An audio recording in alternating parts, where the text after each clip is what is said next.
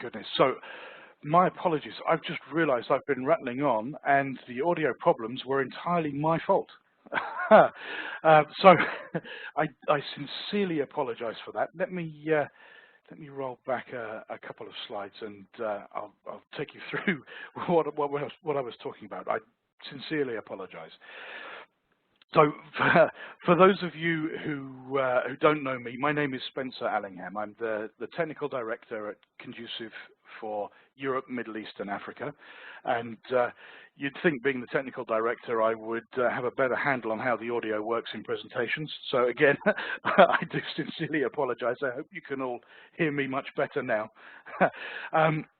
This session is, to my shame, being recorded, so anybody that is still having audio problems will get a link where they can be reviewed, and this session can be shared with other colleagues if it's appropriate.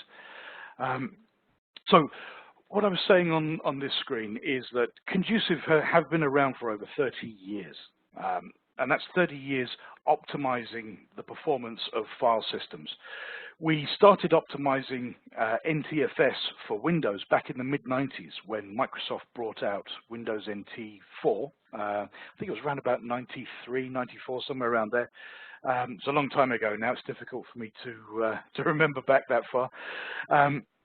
But we actually co-developed part of the file system with Microsoft. This was the Move File API that actually controls the movement of data around logical disk structures in Windows. And that API is still in use today in today's versions of Windows. So, you know, still in Windows 10, still in Windows Server 2016, and being used very successfully.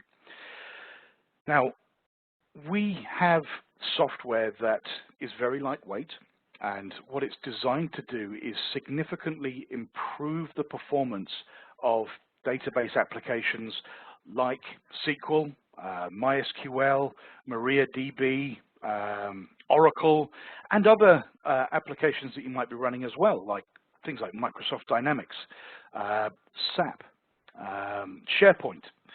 People use it on busy file and print servers. And by using the software to reduce the amount of storage I/O traffic that actually has to go out and be processed by the underlying disk storage, and by really leveraging the power and performance of server-side RAM, what they do is boost the performance of those applications running in the compute environment.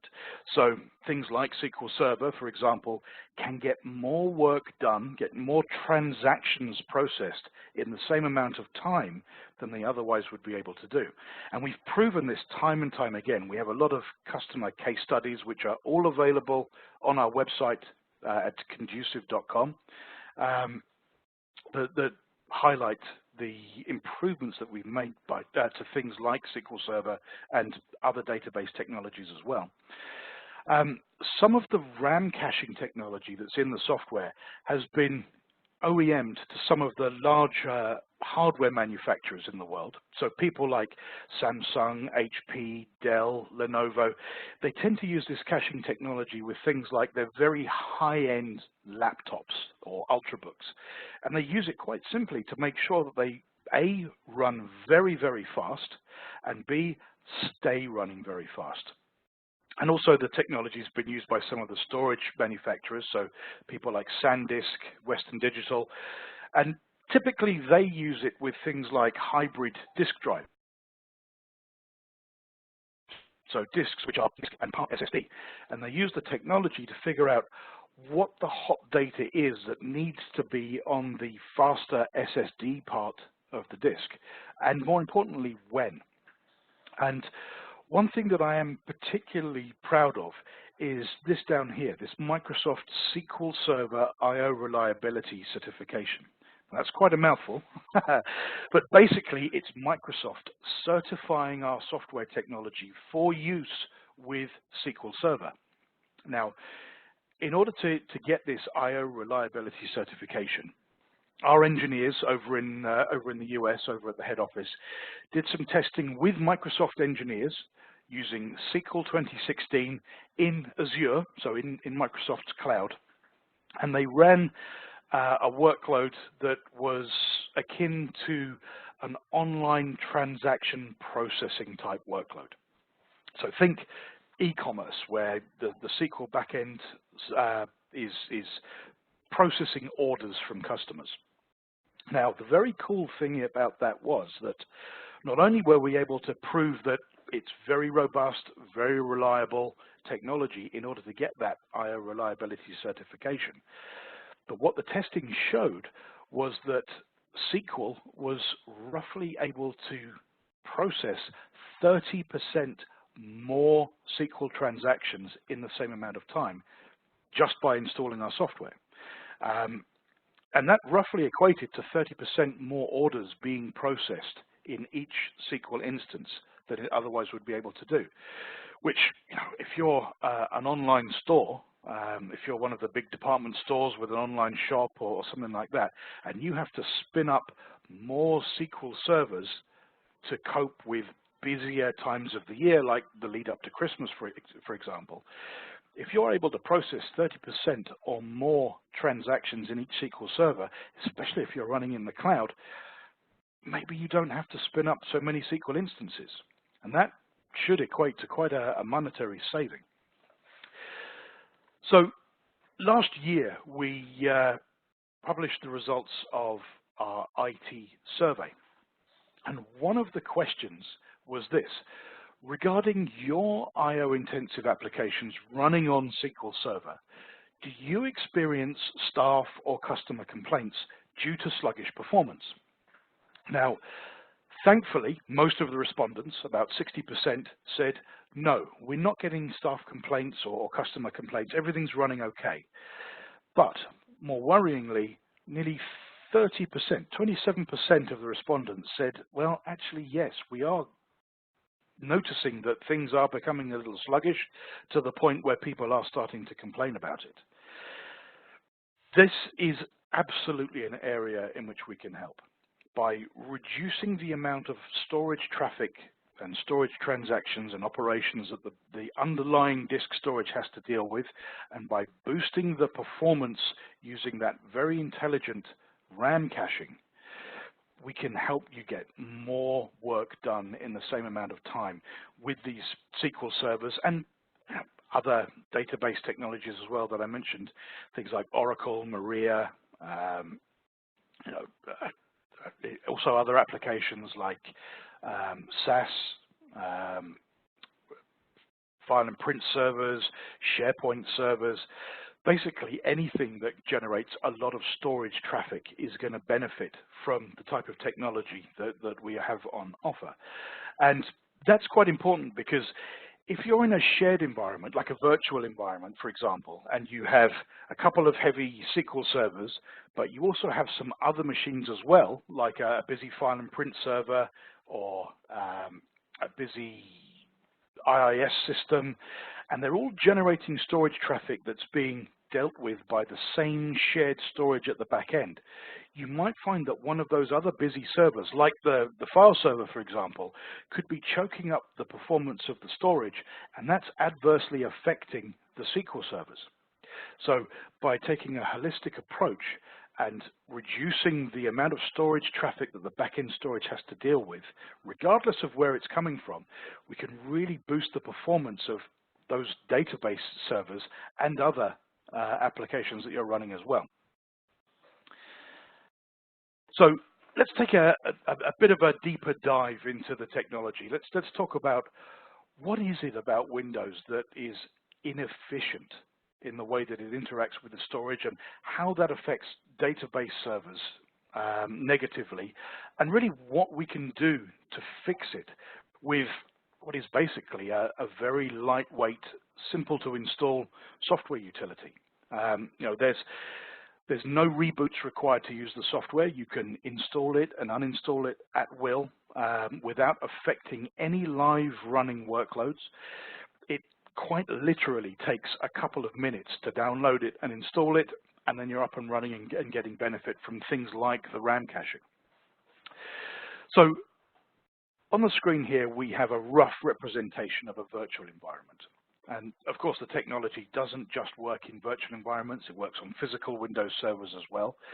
But in the middle here, we have our physical host hypervisor. So this would be, for example, a Windows server with a Hyper-V role, or it could be a VMware ESX or ESXi server, or a Citrix Xen server, and it's hosting a number of virtual machines.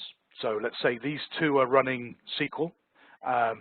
This one is running an application that interfaces with and uses SQL as its back end, and then this one over here might be a file server. They're all generating storage I/O traffic. They're all generating these storage I/O packets that are being funneled down through the physical host here in the middle and then onto the storage at the back end. Now, this storage might be a SAN. It could be a tiered SAN with a tray of SSDs at the top. It might be an all-flash array.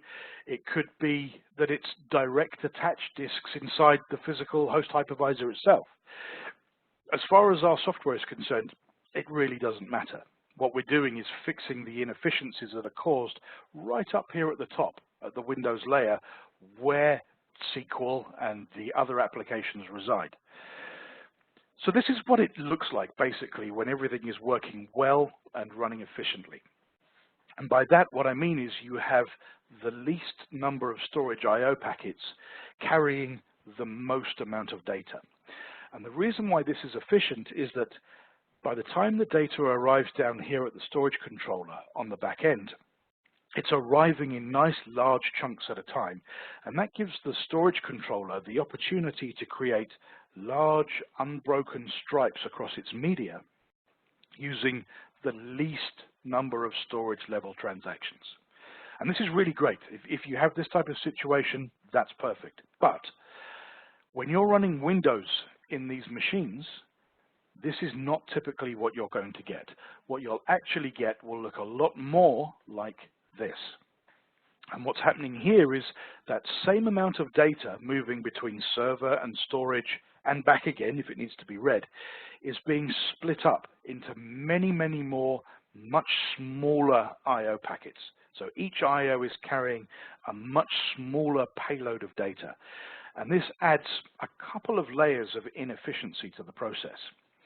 What's basically happening here is, as those NTFS file systems that are mounted in these Windows VMs mature over time, so as files get created, extended, deleted, and basically as data moves around on that NTFS volume, what naturally happens is that the free space on those volumes gets more and more split up into smaller and smaller free space extents. And this is basically one of the reasons why it is generally accepted standard practice when formatting a volume to be used with SQL that you would format it using a 64K cluster size rather than leaving the default of 4K on an NTFS volume. You want to try and minimize the amount of splits that this data is going to get as it's being written out. So that doesn't, just having a 64K cluster size doesn't fix the problem. It helps, but it's not a true fix, unfortunately. So what happens now when you have lots and lots of small free spaces on that NTFS volume is the Windows write driver will be given a right to perform. It will go to a part of the Windows operating system called the Windows Free Space Cache, and it'll say, hey, Free Space Cache, I've got a right to perform. Where's my next available free space? It then gets given that address. It starts writing the data, and then it'll find, oh, there's not actually enough room in this free space to write all of this data. So I'm going to split the I/O. I'll send the data I have been able to write already in a packet on down to the storage. I'll go back to the Windows Free Space Cache and find my next available free space. It then gets given that address, starts writing again, and we'll find, oh, there's still not enough room. So I'm going to have to split the I/O again and basically repeat and repeat and repeat until it's been able to complete that write. Now, what that means in the real world is that an average gigabyte of storage I/O traffic that should take maybe 2,000 or 3,000 I/Os to complete is now taking 30,000 or 40,000 IOs to complete. And hell, I've even seen it as much as 70,000 and in extreme cases even more. And what this does is it adds a performance penalty to the operation. We call it the Windows I/O tax, as in a tax on your performance because Windows is inefficient in the way that it writes the data out. This split I/O traffic will tend to have those writes be written out more slowly. It'll add latency. It'll tend to make storage I/O queue depths increase. And generally, that's a major cause of sluggishness on things like SQL servers and other applications that are running as well. Now, in a virtualized environment, the performance penalty that you get from this split I/O traffic can be amplified by something called the I/O blender effect. And this is basically the randomization that occurs in the packets as they're streaming down from the VMs and they're passing through the hypervisor. The hypervisor acts like a blender, and it mixes those I/O streams together so that what comes out between the physical host and the back-end storage controller is now a chaotic mess of small, fractured, and now very randomized I/O streams that by the time they hit the storage controller really couldn't be less storage friendly. The storage controller won't understand the relationship between the packets. So as far as it's concerned, it's only receiving data in very small chunks at a time. It only has the opportunity now to create very small stripes across its media, and that means a lot more storage level transactions are required before that I/O request can be acknowledged and that acknowledgement be sent back up to the Windows machine that was requesting it. So this is a bit like saying, on this side of the room, I have a liter of water, which is my data, and I need to move it to this side of the room, which is where the storage is.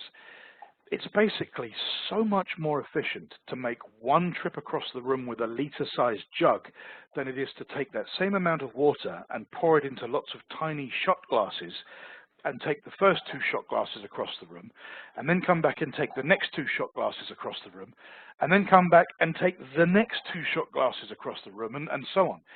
You see how these small shot glass sized I/Os make this whole environment work so much harder than it needs to process every gigabyte of storage traffic.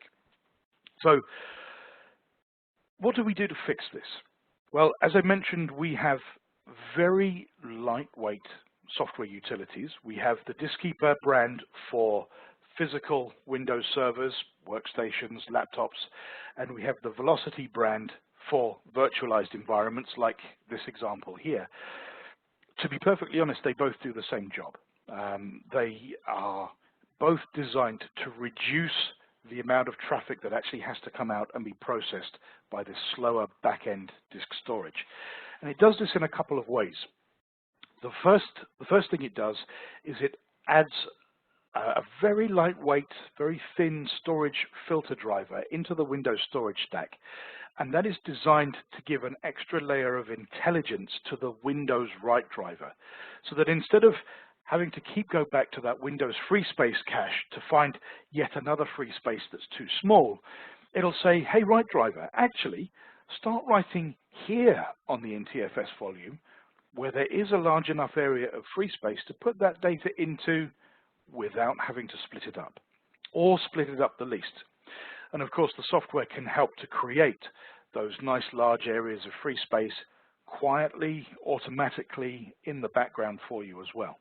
So that by itself will significantly reduce this number of excess unnecessary storage I/O packets that you would have in the environment, and it would replace them with storage traffic that looks a lot more like this, where you have far fewer data transfers, but each one is carrying a much larger payload of data for more efficiency, both in terms of getting that data down to the storage and presenting it to the storage controller so that it can save that data using fewer storage level transactions.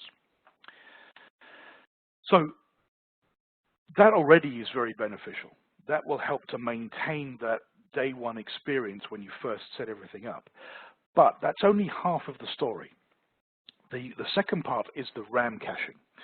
So we can use some of the idle available memory that's sitting up here in these Windows machines to set up a RAM cache from where we can satisfy a good percentage of the read I/O traffic. Now, let's say we can satisfy 30 or 40% of all of the reads from server-side RAM rather than the back-end storage. That means two very beneficial things. Firstly, that traffic that's satisfied from the cache gets satisfied at the speed of RAM rather than the speed of the media in the back-end storage. Now, that's significantly faster than things like spinning SAS drives, but it's also roughly 10 times faster than things like SSD storage technology. So from a performance point of view, that's very helpful to things like SQL Server. But what it also represents is a further reduction in the amount of storage I/O traffic that actually has to come out and hit this part of the estate.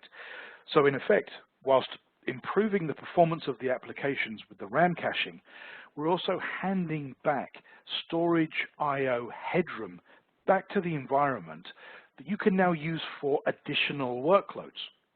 So if you've got a busy SQL Server that's storage bound, which basically means it's able to run as fast as the storage will allow it to, well, now it will be able to get more work done in the same amount of time, quite simply because it's not having to wait so much on the storage before being able to get on with its next transaction.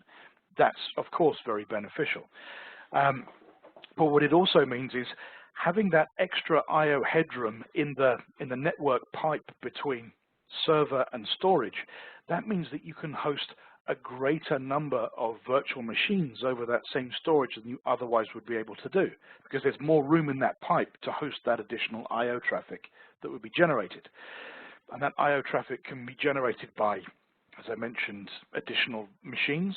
It could be additional workloads running on the machines that you already have. It could be additional staff, more colleagues, more users manipulating and accessing that data and generating more storage I/O traffic. Now you have more room to cope with that, and that allows you to really make more out of the hardware infrastructure that you already own. As I mentioned before, you don't have to buy more hardware to make this software work. Just simply install it into your existing environment and see what it can do for you. There's no need to take my word for it. As you'll see later on, we have 30-day trialware that we can provide you with without any obligation whatsoever. I urge you to try it.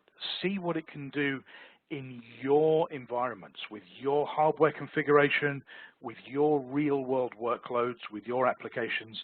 See what it can do for you, and then you can make your mind up whether it's something that's valuable enough to warrant purchase. So, a quick recap. Very lightweight software. Downloads and installs within minutes without having to reboot and without any disruption to any live running workloads, both to install it and uninstall it. It'll provide you with these large, unbroken writes and subsequent reads, which have a greater payload of data with every storage I/O operation. That's much more efficient. We can cache hot reads from idle available server-side RAM, which is great because RAM is much faster than pretty much any media you're likely to have in that back-end storage. We have very good reporting in the software. We want to try and be as transparent as we possibly can about the benefits that are being given.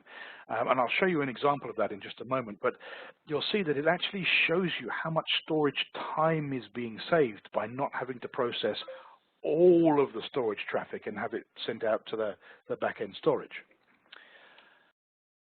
Now, with regards to SQL, most of you are probably sitting there thinking, sorry, my phone's trying to listen to me at the same time. Hopefully over there it won't be able to hear me as easily. With SQL, it tends to be not so much memory hungry as it is memory addicted. Most of you will know that if left uncapped, an instance of SQL Server will chew through pretty much almost all of the available memory on a system. And that can be a bit of a problem for our software technology because we have intentionally designed it not to compete for resources, including RAM, with any other process that is running in a compute environment. So I think generally now it's accepted that it's best practice to cap the amount of cap the amount of memory that SQL can take and leave a little bit more free for things like the Windows operating system and any other programs that you have running on a machine. In order to really get the most out of the RAM caching technology in our software, I would suggest that is a good idea. People then say to me, well, how much memory should I leave free for your software to cache with? What sort of cache size should we be giving? Which is a fair question. Now, I would say if you have a busy business-critical SQL Server, try and leave 16 gigabytes of available physical memory that's not being used by anything else. You will really see the workload running on that machine fly at that sort of level. If you can't afford 16 gigabytes, leave 8 gigabytes free. You will still get fantastic results from that. If you can't leave 8 gig free, leave 4 gig of available memory. Even with such a small amount of RAM, we can still provide very, very good results. 4 gigabytes of available RAM would give us roughly a cache size of about 1.5 to 2 gigabytes, and that's usually enough on most systems to eliminate somewhere between 30 and 50% of all of those reads from having to go out and all be dealt with by that slower back-end storage. But obviously, the larger the cache size, the better the results are going to be. So hopefully that makes sense. This is an example of some of the reporting that's in the software. I mentioned we want to try and be as transparent as we possibly can about the benefits that our technology is providing. You can see that we show exactly how many storage I/O requests were eliminated from all having to go out to that back-end storage. More importantly, what percentage of the read traffic didn't all have to go out to the storage, and what percentage of those write I/Os didn't have to go out to the storage. And more importantly, how much storage time is being saved by the storage not having to process these I/Os that we were able to eliminate. So this is basically calculated on the number of I/Os eliminated multiplied by how long it was taking to satisfy an average I/O request at the time those I/Os were generated. So we really want to save as much storage time as we can so that the storage can now process additional workloads and at the same time boost the performance of things like SQL Server. We also show things like the average, minimum, and maximum for things like the I/Os per second, the throughput in megabytes per second, how much data is being processed every second by the storage, what the storage latency is looking like in milliseconds, how long is it taking to satisfy I/O requests, whether you're more read-heavy or whether you're more write-heavy, how much storage traffic is being generated and processed, and of the memory that's assigned to a system or a group of systems, how much is being left free and how much we're using to cache with. We have a lot of case studies. I think I mentioned that before, things like SQL Server, Oracle, other database technologies as well, and other applications, things like business information apps like IBM Cognos, or could be Microsoft Dynamics, SAP. We've got a lot of documented evidence where we've helped existing customers in their environments. Now, I'm not going to I'm more of a techie than a sales and marketing person, so I won't bore you by reading through all of this and give you death by PowerPoint, because nobody likes that. But I'll pick out a couple of examples and see if this would be helpful in your environment. Bell Mobility is a telecoms company in Canada. They installed the V-locity software into their virtual environment, and we reduced the storage I/O traffic to their SAN by 61%. Just by installing a software utility. And that gave them SQL report queries that were 3 times faster. No additional hardware required. They just downloaded and installed the software. That was it. ASL Marketing here in the here in the middle. Their SQL batch imports were taking 27 hours. They installed our V-locity software. That went down to just 12 hours. Again, no additional hardware required. Stockport College here in the UK, they had payroll reports that they were running with a SQL backend, I believe, and it used to take 1.5 hours to run. Now it just takes 10 minutes. You know, it's a significant reduction, and all they had to do was download and install the software. Didn't disrupt the running servers in any way. They stayed up. So in the latest version of our software, I've already mentioned that you don't have to reboot. I know I keep mentioning it, but we're really pleased that, that we're able to do that now. That was really a big bugbear for not only us, but for a lot of our customers as well. Rebooting is a pain in pretty much most environments. So now that we don't have to do that, we're very pleased, and we've had a lot of great feedback about that. We have far improved reporting. I've just shown you some of it that actually shows you now how much storage time is being saved, in addition to how much traffic we're able to eliminate.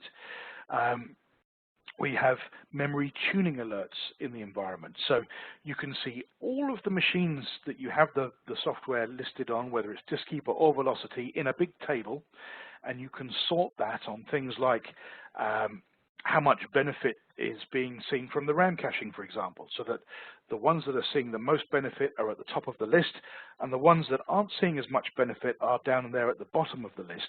So you can have a look at those and say, well, are these the systems that we care about? Are some of these are VIP mission-critical SQL servers that would benefit by having a slightly larger cache size? Easy to identify those now and say, okay, well, let's increase the cache size, get them moved up the list, and really boost the performance of those important systems. So in terms of next steps, what I would, of course, recommend is that you try it. You know, I don't want you to take my word for any of this. I would much rather let the software speak for itself and really let you try it and see what it can do for your real world workloads, and see what it can do for your SQL servers, your Oracle servers, and so on. Of course, you can download the software and put it onto a single SQL Server or a single Windows machine. And I believe everybody that's attending today will actually receive one full free copy of the software, which is yours to keep. So you can absolutely put that onto a server and see what benefits it can provide.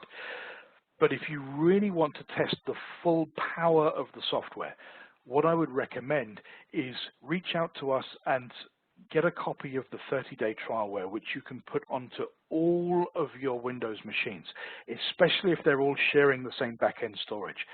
That's really where you're going to see the most dramatic performance improvement across the whole environment. And the reason for that is, let's say you have 100 machines. I know some of you will have more, some of you will have fewer than 100 machines, but that's a nice round number that's easy for my brain to comprehend. So let's say you put the software onto 10 of those machines. Yes, it will reduce the I/O traffic coming out of those 10 machines, and they will get a performance boost from that RAM cache. But from the point of view of the storage, it's still having to deal with all of that excess unnecessary traffic from the other 90 machines that you didn't put the software on. And that can still be choking up the performance of the storage. You might have I/O queue depths that are too high, latency, disk latency that's too high. You know, if you're getting disk latency that's 15, 20 milliseconds or above, users are likely to be noticing that. So if you were to put the software across all 100 machines, now from the point of view of the storage, regardless of what media is in it or what type of storage it is, it's now doing the least amount of work. You've quite simply lightened its workload. You've handed back all that storage I/O headroom back to the environment. Now all of the applications, including the database servers, are running better and more efficiently and can get more work done in the same amount of time. So for best bang for buck, I would certainly recommend getting it onto all of the machines. If you have a larger environment, again, you're very welcome to reach out to us, and we can assign an engineer like myself to help you with our management console, which you install onto a machine, and then you can use that to deploy the software with a few clicks across the network. and it, again, can be up and running in a matter of minutes. And you can also use that as a central point of command and control, use it for reporting and so on. And then if you decided that you wanted to purchase the software, we just provide you with a license file that you install into it, and it all becomes the full version without having to reinstall anything. It's really very simple. So I hope that has been useful. As I say, you're very welcome to reach out to me personally if I can be of any help with any of this. If you want to try the software, if you have any questions, and I should, I'm going to stop sharing my screen and have a look, or maybe I can do it up here. Bring up the chat and Q&A window, see if we've got any questions. Looks like we do. Hopefully they're not all about the audio problems. I'm so sorry about that. I'm glad I noticed that. Okay. So Johan says, what is the difference between the NFR and the trial? Only the amount of machines I can use it on, or is the NFR a stripped down version? That is a great question.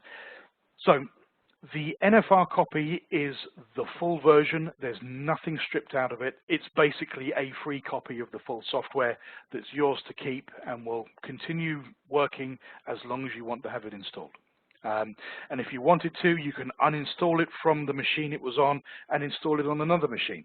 But you can only have one copy running in your environment at any given time. So it's the full version, nothing stripped out, no limitations. It's a full free copy.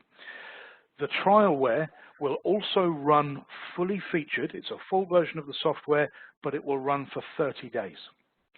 After the 30 days, it will turn all of the benefits off and will just sit there inert, not providing any benefits. So the RAM caching will get turned off, the avoidance of those split I/O situations would be turned off, and the machine would go back to running as it was before you installed the software.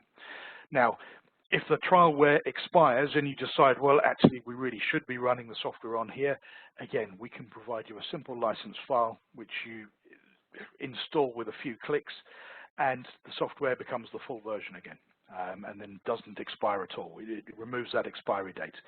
So I hope that answers that question. I think that's pretty much all of the questions. So what I'm going to do is I'm just going to put my email address into the chat box. Let me do that now. It's ellingham@conducive.co.uk. Have I spelled that right? Yes, I have. Okay, so if you want to email me afterwards, you are all very welcome to. Just copy and paste that email address somewhere safe and reach out to me as and when you feel appropriate. Not a problem at all. What I would suggest is that you have a look at our website, which is also where you can request the trialware, case studies. Let me bring a copy of that up very quickly. So let's make this a bit bigger. Not too big. So the address to go to is conducive.com. Okay, here we go. You can read all about our software. So we've been talking today about V-locity and Disk Keeper and SSD Keeper as well if you have SSDs. They all do the same job, which we've been talking about, that I/O reduction and that RAM caching. You can download evaluation software and try that. We also have a Conducive blog, and they've even allowed me to write a few blogs as well, so hopefully they'll be useful. And there's videos and webinars like this one. There's one I did earlier. That was about how to get more I/Os per second and more throughput from NVMe flash or SSD storage. Had a lot of people look at that one, which was interesting, but there's plenty of others in there as well. So yeah, please go to the website, conducive.com, check it out, request the trialware. Let me know if you have any questions that are either commercial or if they're of a more technical nature. I'm very happy to help. One thing that I often get asked is how is the software licensed? And there are several different ways that you can license the software, depending really on what is right for your environment and most economic for you. So you can license the software on an individual basis, so you can have one license for one machine, and you would typically do that if you wanted to have DiskKeeper running on a Windows server, for example. In a virtualized environment, again, you can say, I want one license for one virtual machine, and so on. But you can also say, actually, I want to license the physical host hypervisor. And if you're running, I think, 9 or 10 or more virtual machines in that physical host, it actually will work out cheaper. Don't tell the sales guys I told you this, but it will work out cheaper to license that physical host. And that gives you the right to install the software onto any number of virtual machines that are inside that physical host. And that's usually, certainly in a virtualized environment, the most cost-effective way of consuming the software. So I hope that is helpful. As I say, please feel free to reach out to me. I'm more than happy to help and answer any questions I can. If you want help testing the software, I'm happy to roll my sleeves up and help you get it installed, help you run it, help you evaluate the reports at the end. Just let me know. Just reach out to me. So thank you very much for listening to me, and apologies again for the start and the issues with the audio. That was entirely my fault. I should have hit that unmute button. So if you want to email me abuse for that as well, you're also very welcome. But thank you very much for bearing with me, and I hope the session's been useful. Take care. Have a very good rest of the day. Cheers.